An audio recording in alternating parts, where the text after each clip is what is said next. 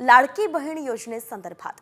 तर बहिणींकडे आता कार आणि नोकरी असेल तर ती बहीण लाडकी नसणार आहे, कारण सरकारनं लाडक्या बहिणींच्या अर्जांची छाननी करायला सुरुवात केली आहे। यामध्ये कुणाकडे 4 चाकी असल्यास अर्ज बाद केला जाणार आहे आणि तसंच 2.5 लाखांचं उत्पन्न असणाऱ्यांना सुद्धा फक्त योजनेचा लाभ मिळणार आहे।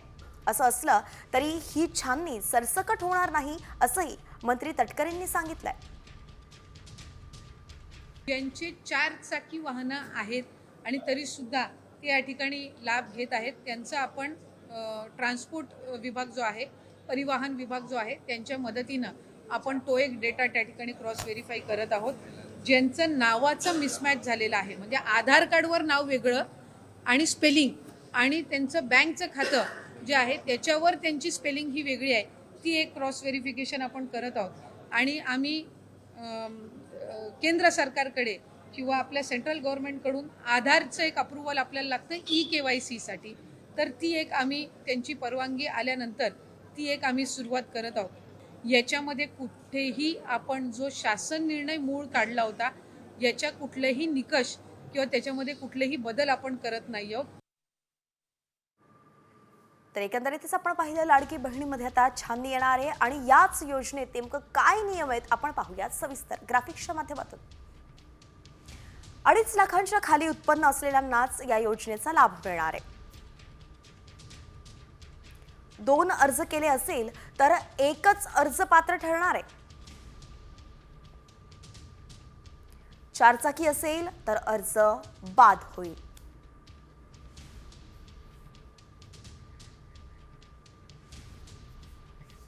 तर असे काही नियम आहेत जे नव्यानं आता पडताळले जाणार आहेत आणि लाडक्या बहिणींना छाननी प्रक्रियेतून पुन्हा जावं लागणार आहे। म्हणून कुणाचे अर्ज बाद होतात आणि कोण यातून तारून निघते हे पाहणं महत्त्वाचं असणार आहे। तुर्तास आपण शेती संदर्भातील इतरही बातम्यांचा वेगवान आढावा घेऊयात। तुळजापुरात शेतकऱ्यांच्या खरबूज फळबागांना ढगाळ वातावरण आणि करप्या रोगाचा फटका बसलाय। त्यातच महावितरणच्या भोंगळ कारभारामुळे पुरेसे पाणी सुद्धा मिळत नाहीये आणि त्यामुळे खरबूज शेती मातीमोल होण्याची वेळ आल्यानं शेतकरी हतबल झालेत।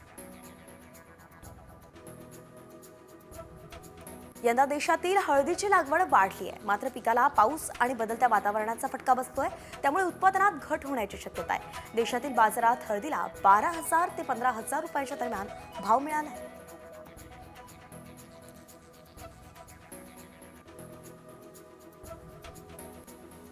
अवकाळी पावसाचा फटका द्राक्ष पिकाला बसल्यानं हंगाम लांबणीवरती गेलाय। डिसेंबर महिना उलटून गेला तरी सुद्धा बाजारात द्राक्षाची हवी तशी आवक झाली नाहीये, त्यामुळे द्राक्षप्रेमींना पुढचे अजून काही दिवस प्रतीक्षा करावी लागणार आहे, असंच व्यापाऱ्यांनी सांगितलंय।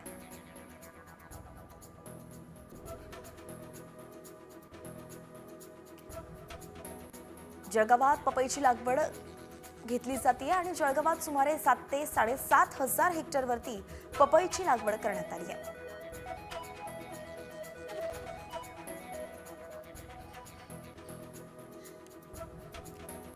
वातावरणात प्रचंड प्रदूषण आणि हवेची गुणवत्ता घसरल्यामुळे चिकू बागायतीमध्ये सुद्धा उत्पादनात प्रचंड घट झाली आहे। तर डिसेंबर महिन्याच्या अखेरच्या दिवसात ढगाळ वातावरणामुळे आंबा मोहोर येण्याची प्रक्रियाही खुंटली आहे।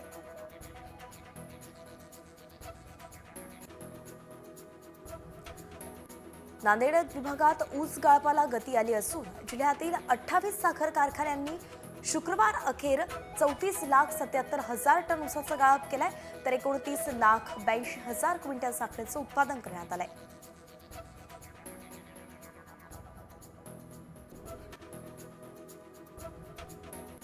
नाशिकमध्ये बदलत्या वातावरणाचा फटका द्राक्ष बागांना बसतोय।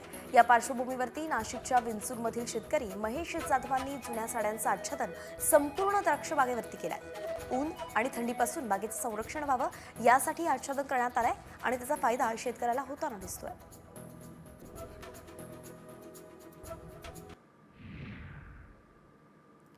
यवतमाळमधील भाजी मंडईत टोमॅटो आणि वांग्याला 40 पैसे दर मिळतोय, त्यामुळे शेतकऱ्यावरती भाजीपाला फेकून देण्याची वेळ आली आहे। टोमॅटो वांगी विक्रीतून उत्पादन खर्च सुद्धा निघत नाहीये आणि म्हणून शेतकरी आर्थिक अडचणीत सापडले।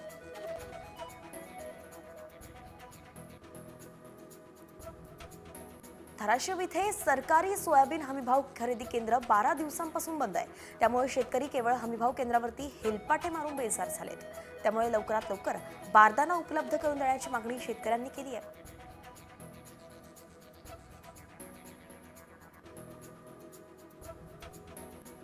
शहरातील मुख्य बाजारपेठ संक्रांतीसाठी सज्ज होताना दिसत आहेत. याच निमित्तानं बाजारात तिळाला मोठी मागणी आहे. पावसामुळे तिळाचं पीक चांगलं आल्यानं भाव सुद्धा सामान्यांना परवडणारे असून संक्रांत गोड होईल अशीच प्रतिक्रिया व्यापाऱ्यांनी दिली आहे.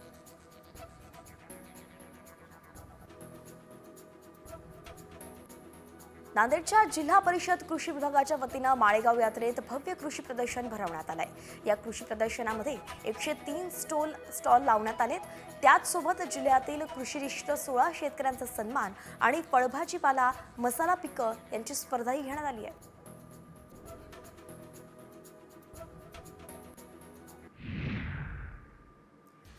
ठाण्यातल्या घोडबंदर रोडवरती गायीचे 5 वासरू मृतावस्थेत आढळलेत. पशुवैद्यकीय विभागाकडून पुढचा तपास घेतला जातोय. हे 5 वासरू मृतावस्थेत का आढळलेत याचा शोध घेतला जातोय.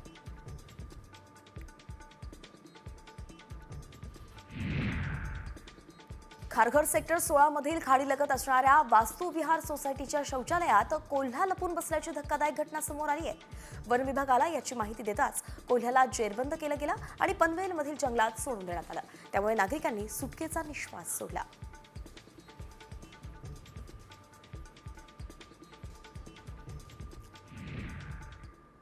आणि आता पावसासंदर्भात मोठी बातमी आहे. देशभरात जानेवारी ते मार्च महिन्यात पावसाचा अंदाज व्यक्त करण्यात आलाय. महाराष्ट्रात सरासरीपेक्षाही अधिक पावसाची शक्यता आहे. विशेष म्हणजे जानेवारीमध्ये किमान तापमान हे सरासरीपेक्षा अधिक राहणार आहे आणि त्यामुळेच थंडी कमी राहणार आहे. मात्र उत्तर महाराष्ट्र, गुजरात, मध्य प्रदेशात थंडीच्या लाटांचा कालावधी अधिक राहण्याची शक्यताही हवामानशास्त्र विभागानं वर्तवली आहे. एकंदरीतच आपण पाहतोय पावसासंदर्भात ही महत्त्वाची बातमी आहे. ती म्हणजेच देशभरात जानेवारी ते मार्च दरम्यान पावसाचा अंदाज व्यक्त केला गेलाय.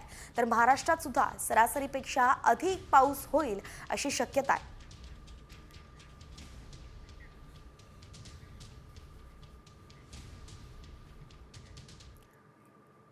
यानंतर बुलेटिनमध्ये आता वळूयात टॉप 50 कडे. घेऊयात राज्यभरातील बातम्यांचा वेगवान आढावा. देशातील शाळांच्या सद्यस्थिती संदर्भात केंद्रानं एक अहवाल जाहीर केलाय आणि त्यातून एक धक्कादायक माहिती समोर आली आहे. हायटेक म्हणवणाऱ्या बहुतांश शाळांचे दावेच फोल ठरलेत. अनेक शाळांमध्ये कम्प्युटर बंद स्थितीत आहेत. काही शाळांमध्ये इंटरनेटची सुविधाच नाहीये. देशात केवळ 57% शाळांमधील संगणक चालू असून सुमारे 54% शाळांमध्ये इंटरनेटची सुविधा आहे. 23वा पुणे आंतरराष्ट्रीय चित्रपट महोत्सव 2025 हा यंदा 13 ते 20 फेब्रुवारी दरम्यान पार पडणार आहे. जागतिक आणि मराठी चित्रपट स्पर्धात्मक विभाग आणि अन्य विभागांमध्ये सुमारे 150हून अधिक भारतीय परदेशी चित्रपट प्रेक्षकांना पाहता येणार.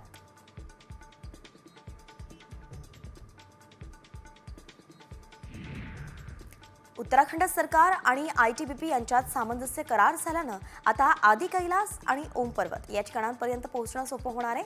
करारावरती उत्तराखंड पर्यटन विकास महामंडळ आणि ITBPच्या अधिकाऱ्यांनी स्वाक्षर केल्या आहेत.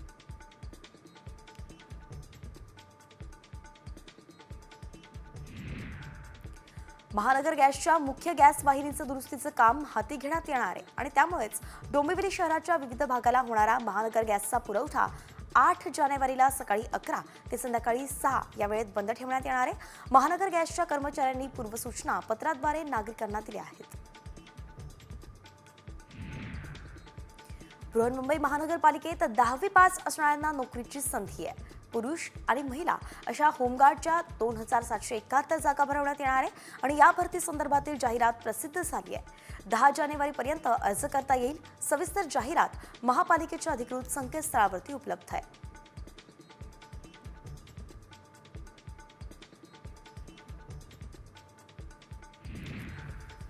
नवी मुंबई शहर आता स्पोर्ट्स हब म्हणून सुद्धा ओळखलं जाणार आहे. नवी मुंबई पालिका आयुक्तांनी नवीन वर्षात शहरातील प्रत्येक नोडमध्ये स्वतंत्र सुसज्ज क्रीडा मैदान तयार करण्याचा निर्णय घेतलाय आणि यासाठी सर्व नोडमधील मैदानं निश्चित करून आराखडे मागवले जाणार अशी माहितीही पालिका आयुक्तांनी दिली आहे.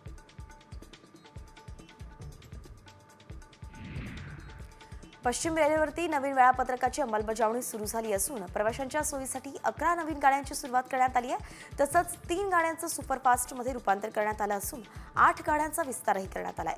पश्चिम रेल्वेनं गाड्यांच्या गतीत वाढ करून प्रवाशांच्या वेळेची मोठी बचत केली आहे. पुणे लोणावळा मार्गावरील कामशेत तळेगाव दरम्यान पुलाच्या कामानिमित्त विशेष पॉवर ब्लॉक घेण्यात येणार आहे. 5 जानेवारीला हा विशेष ब्लॉक घेण्यात येणार आहे. सकाळी 11 ते दुपारी 3:35 हा ब्लॉक असेल आणि या वेळेत अप आणि डाऊन मार्गावरील रेल्वे गाड्यांत 15 ते 30 मिनिटांचा फरक असेल. प्रवाशांची आणि एक्सप्रेसची वाढती संख्या पाहता पुणे रेल्वे स्थानकानं विस्तार करण्याचा निर्णय घेतलाय. पुणे रेल्वे स्थानकावरती 2 नवीन प्लॅटफॉर्म आणि 4 प्लॅटफॉर्मची लांबी वाढवण्यात येणार आहे.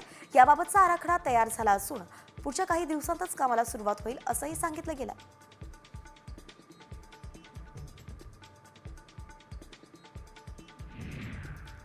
नवी मुंबईतील ऐरोली काटाई उन्नत मार्गाचं काम सध्या प्रगतीपथावरती सुरू आहे. उन्नत मार्गाचं 75% काम पूर्ण झालं असून उर्वरित काम ऑक्टोबर 2025 पर्यंत पूर्ण करण्यासाठीच MMRDAनं कंबर कसली आहे. ऐरोली ते डोंबिवली जवळील काटाई नाक्यापर्यंतचा प्रवास अवघ्या 15 मिनिटांत यामुळे शक्य होणार आहे. प्रवाशांना निश्चित ठिकाणी वेळेवरती पोहोचवण्यासाठी रिक्षाला प्राधान्य दिलं जातं. पण पुण्यात काही रिक्षा चालक हे मीटरमधील वायरमध्ये खोडसाळपणा करतायत आणि मीटरचं स्पीड वाढवलं जात आहे. त्यामुळेच 50 रुपयांच्या प्रवासासाठी 70 ते 80 रुपये मोजावे लागत आहेत.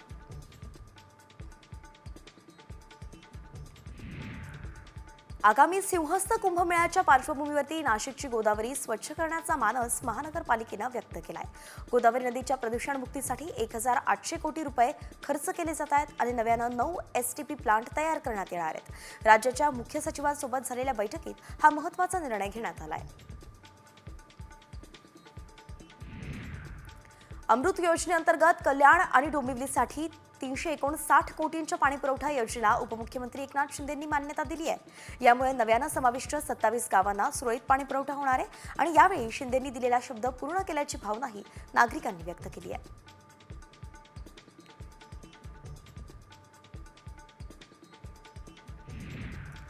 मंत्रिमंडळ बैठकीत शेतकऱ्यांसाठी मोठा निर्णय घेण्यात आलाय. राज्य सरकार 4849 एकर जमिनी शेतकऱ्यांना परत करणार आहे. सरकारी थकबाकीपोटी लिलाव होऊन या जमिनी सरकार जमा झाल्या होत्या आणि याच जमिनी आता शेतकऱ्यांना परत करण्याचा निर्णय सरकारनं घेतलाय. त्यामुळे शेतकऱ्यांना मोठा दिलासा मिळणार आहे. बहिणीकडे आता कार आणि नोकरी असेल तर ती बहीण लाडकी नसणार आहे. कारण सरकारनं लाडक्या बहिणींच्या अर्जांची छाननी करायला सुरुवात केली आहे. तसंच 2.5 लाखांचं उत्पन्न असणाऱ्यांनाच फक्त योजनेचा लाभ मिळणार आहे. असं असलं तरी सुद्धा ही छाननी सरसकट होणार नाही असंही मंत्री तटकरेंनी स्पष्ट केलंय. बुलढाण्यालगत मंजूर झालेल्या वैद्यकीय महाविद्यालयाची जागा बदलण्याची मागणी कृती समितीनं केली आहे. शहरातच 23 एकर जागा उपलब्ध असून या ठिकाणी खर्च सुद्धा कमी लागणार आहे. शिवाय वैद्यकीय सेवा घेणाऱ्यांसाठी सोयीस्कर असल्यानंच वैद्यकीय महाविद्यालय शहरातील या जागेवरच उभं राहावं असं निवेदन जिल्हाधिकाऱ्यांना देण्यात आलंय. लातूरच्या उदगीर शहरात नवीन वर्षाच्या सुरुवातीलाच उदगीर नगरपालिकेनं अतिक्रमणावरती बुलडोझर चालवलाय. शहरात रस्त्याच्या दोन्ही बाजूनं वाढत चाललेलं अतिक्रमण काढण्यात आलंय आणि त्यामुळे उदगीरकरांनी मोकळा श्वास घेतलाय. दरम्यान यापुढे सुद्धा अशीच कारवाई सुरू ठेवण्यात येईल असं पालिकेनं सांगितलंय.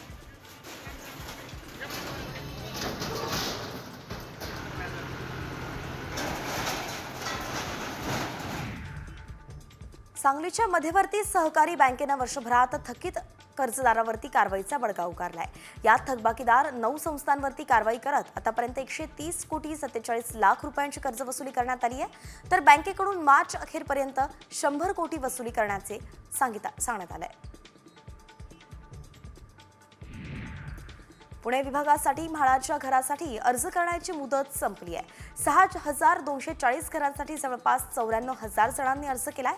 28 जानेवारीला सोडतीचा कार्यक्रम होणार आहे. तब्बल 113 कोटींची अनामत रक्कमही जमा झाली आहे.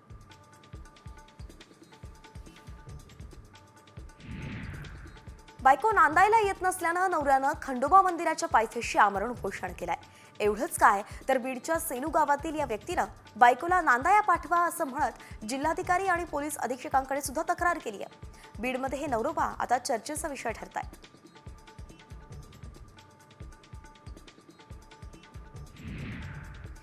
यवतमाळच्या दिग्रसमधील जनसंघर्ष अर्बन निधी बँकेच्या अध्यक्षांसह सदस्यांनी ठेवीदारांचे 44 कोटी लाटल्याचा आरोप केला जातोय आणि 6,500 ठेवीदारांची फसवणूक केल्याचाही आरोप आहे. याच पार्श्वभूमीवरती यवतमाळच्या जिल्हाधिकारी कार्यालयात खातेधारकांनी ठिय्या दिला.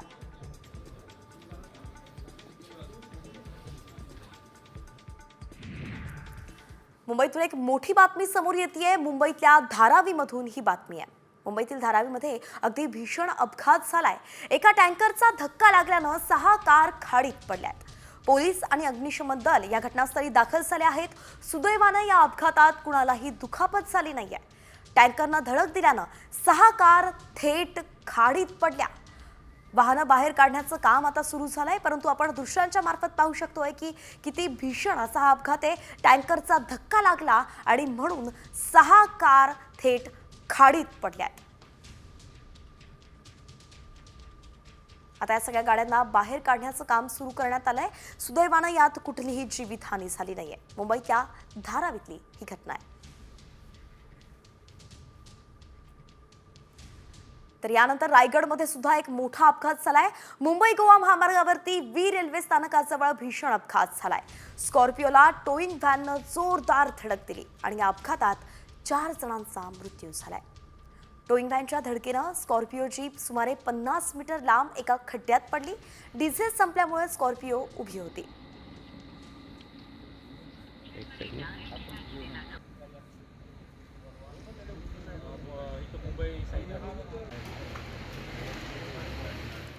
आणि या महत्त्वाच्या बातम्यानंतर पुन्हा एकदा टॉप 50 कडे वळूयात. घेऊयात विविध बातम्यांचा वेगवान आढावा. 450 कोटींच्या पीझेड ग्रुप घोटाळ्याप्रकरणी भारतीय खेळाडू शुभमन गिल, साई सुदर्शन, राहुल तेवतिया आणि मोहित शर्माला गुजरात सीआयडीनं समन्स पाठवलंय. गुजरात स्थित कंपनीकडून गुंतवणूकदारांना व्याज न मिळाल्यानं गुंतवणूकदारांनी तक्रार केल्याचं हे प्रकरण आहे. नागपूरच्या बाबुळखेडा शिवारात गोळीबार झाल्याची घटना घडली आहे. कारमधून जाणाऱ्या पवन हिरणवार या व्यक्तीवरती गोळीबार करण्यात आला आणि यात त्याचा मृत्यू झाला असून एक जण गंभीर जखमी आहे. पोलीस आता पुढचा तपास करतायत.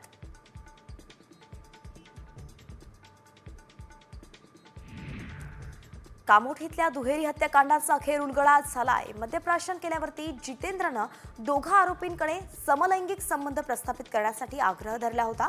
त्यानंतर वाद विकोपाला गेला आणि यात आई आणि 45 वर्षीय जितेंद्रचा खून झाल्याचं समोर आलंय. दोन्ही आरोपींना अटक करण्यात आली आहे. बदलापुरात एका महिलेनं गृहसंकुलातील गाड्या तसंच रितू वर्ल्ड सोसायटीतली 4 चाकी दुचाकी या गाड्यांची तोडफोड केल्याची घटना घडली आहे. हा सगळा प्रकार सीसीटीव्हीमध्ये कैद झालाय.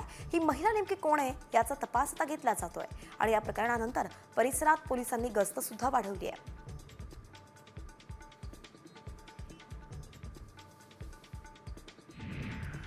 हैदराबाद नवी दिल्ली दक्षिण एक्सप्रेसमध्ये चोरट्यांनी तरुणाची हत्या केली आहे.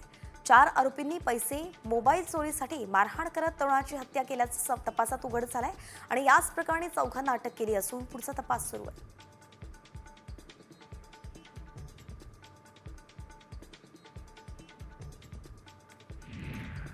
कंपनी मालकानं कंपनीच्या कार्यालयात 31 डिसेंबर आणि 1 जानेवारी अशा सलग 2 दिवस एका 16 वर्षीय अल्पवयीन मुलीवरती अत्याचार केलाय. प्रदीप प्रजापती असं अत्याचार करणाऱ्या आरोपीचं नाव आहे. त्याच्या विरोधात गुन्हाही दाखल करण्यात आलाय.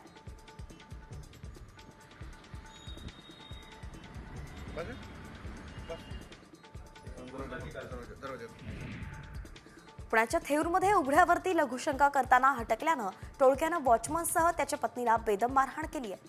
या घटनेत उपचारादरम्यान जखमी महिलेचा मृत्यू झालाय आणि याच प्रकरणी लोणी काळभोर पोलिसांनी सतीश लोखंडे, अजय मुंढे, भानुदास शेलार या 3घांनाही अटक केली आहे.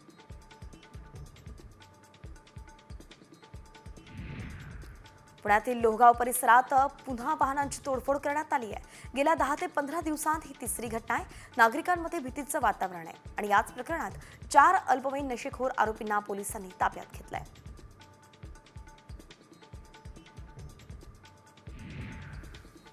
धुळ्यातील निजामपूर पोलीस स्टेशन इथल्या सुजलॉन कंपनीची कॉपर केबल चोरल्याची घटना घडली होती. या प्रकरणी पोलिसांनी तपास करत 4घांना अटक केली आहे. या चोरट्यांकडून 13,33,250 रुपयांचा मुद्देमाल हस्तगत केला गेलाय.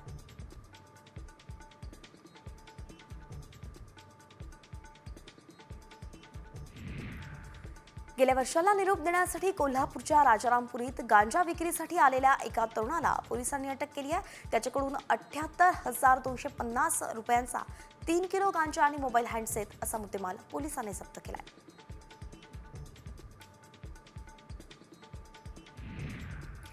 अलिबागमधील किहीम समुद्रकिनारी बैलगाडा शर्यतींचं आयोजन करण्यात आलं होतं. या बैलगाडा शर्यतीत 135 बैलगाड्यांनी सहभाग घेतला होता. तर नवीन वर्षातली पहिलीच बैलगाडा स्पर्धा असल्यानं आनंद लुटण्यासाठी बैलगाडा शौकीनांनीही मोठी गर्दी केली होती.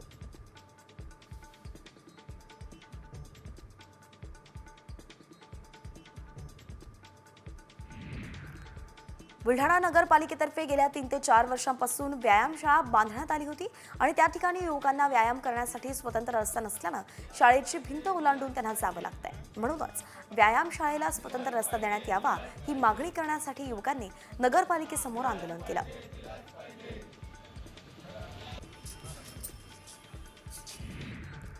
कुर्ला कुरेश नगरमध्ये मुलीनेच आईची हत्या केली आहे. आपली आई आपल्यापेक्षा मोठ्या बहिणीवरती जास्त प्रेम करते, आपला तिरस्कार करते. या भावनेतून ही मुलगी आईशी भांडू लागली. भांडण इतकं विकोपाला गेलं की मुलीने आईवरती चाकूने वार करून तिची हत्या केली. आता सदर आरोपी महिला पोलिसांच्या ताब्यात आहे. मुंबई गोवा महामार्गावरती वीर रेल्वे स्थानकाजवळ भीषण अपघात झालाय. डिझेल संपल्यानं रस्त्यातच बंद पडलेल्या स्कॉर्पिओ जीपला टोईंग व्हॅनची जोरदार धडक लागली आहे आणि अपघात झालाय. अपघातादरम्यान स्कॉर्पिओजवळ उभे असलेले 3 जण ठार झालेत तर 3 जण जखमी आहेत. केरळच्या कन्नूरमध्ये स्कूल बसचा भीषण अपघात झालाय. पुलावरून उतरताना स्कूल बस उलटली आहे. यात एका विद्यार्थिनीचा मृत्यू झालाय तर 14 जखमी झालेत. चालकाचं नियंत्रण सुटल्यानं बसचा अपघात झाला.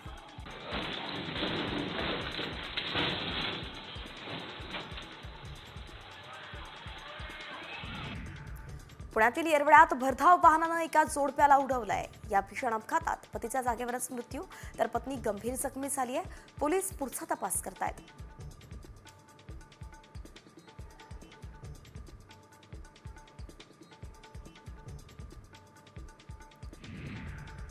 मुंबईमध्ये लोकलमधून पडून तरुणाचा मृत्यू झालाय. वडाळा रेल्वे स्टेशनजवळ ही घटना घडली आहे. मोहन खोलप असं 24 वर्षीय मृत तरुणाचं नाव आहे. कॉटन ग्रीन इथून कामावरून परतताना रुळावरील खांबाला धडकून तरुणाचा मृत्यू झाला.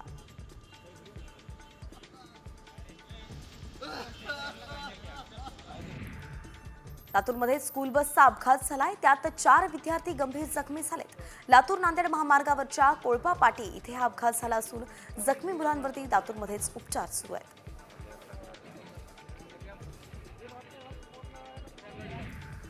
जळगावच्या पाळधीत 2 गटात राडा झाला होता आणि या प्रकरणी आता पोलिसांनी अनेक सीसीटीव्ही फुटेज जमा केलेत. हे फुटेज बघून जाळपोळ करणाऱ्यांचा शोध पोलीस घेत आहेत.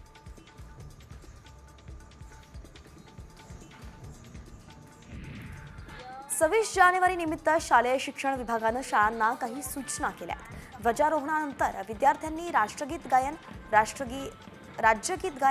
भारतीय राज्यघटनेच्या सरनाम्यांचं वाचन, शाळेच्या परिसरात प्रभात फेरी अशा सगळं आयोजन करण्याचं सांगण्यात आलंय. सोबतच देशभक्तीपर गायन, वाचनासारख्या स्पर्धांचं आयोजन करण्याच्याही सूचना आहेत.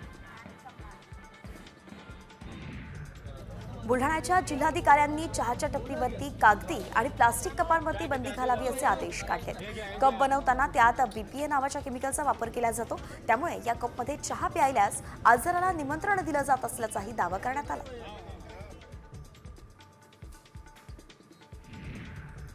MPSCची 5 जानेवारीला होणारी महाराष्ट्र गट ब सेवा संयुक्त पूर्व परीक्षा 2 फेब्रुवारीला होणार आहे. तर 2 फेब्रुवारीला होणारी महाराष्ट्र गट क सेवा पूर्व परीक्षा ही 4 मेला होईल. वयोमर्यादेमुळे अपात्र ठरलेल्या उमेदवारांनाही 6 जानेवारीपर्यंत अर्ज करता येणार आहे.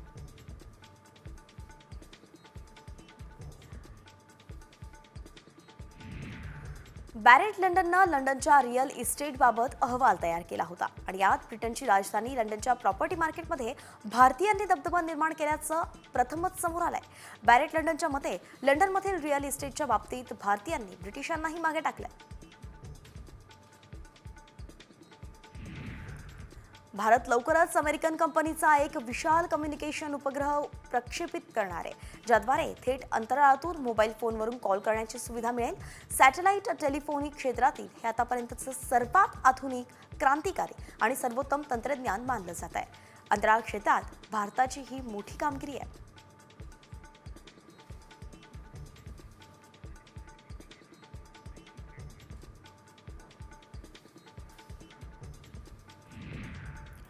आणि आता एक मोठी बातमी समोर येते. बीड सरपंच हत्या प्रकरणातील ही मोठी अपडेट आहे. बीड सरपंच हत्या प्रकरणातील फरार आरोपींची माहिती देणाऱ्याला पोलिसांनी आता बक्षीस जाहीर केलंय. पोलिसांनी सुदर्शन घुले, कृष्णा आंधळे आणि सुधीर सांगळे या 3 आरोपींना अखेर फरार घोषित केलाय. त्यांचा पोलीस पथकाकडून शोध सुद्धा सुरू आहे.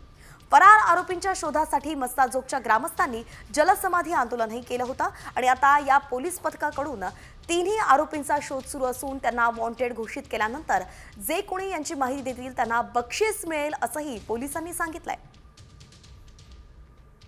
तर सुधीर सांगळे, सुदर्शन घुले आणि कृष्णा आंधळे हे तिघेही आता फरार म्हणून घोषित करण्यात आले. या तिघांचाही पोलीस तपास करतायत, म्हणून अनेक पोलिसांची पथकं सुद्धा राज्यभरात रवाना झाली आहेत. यात सुदर्शन घुले हा महाराष्ट्रातच असल्याची शंका पोलिसांना आहे, तर इतर दोन्ही आरोपी आंधळे आणि सांगळे हे राज्याच्या बाहेर लपल्याचा संशय आहे.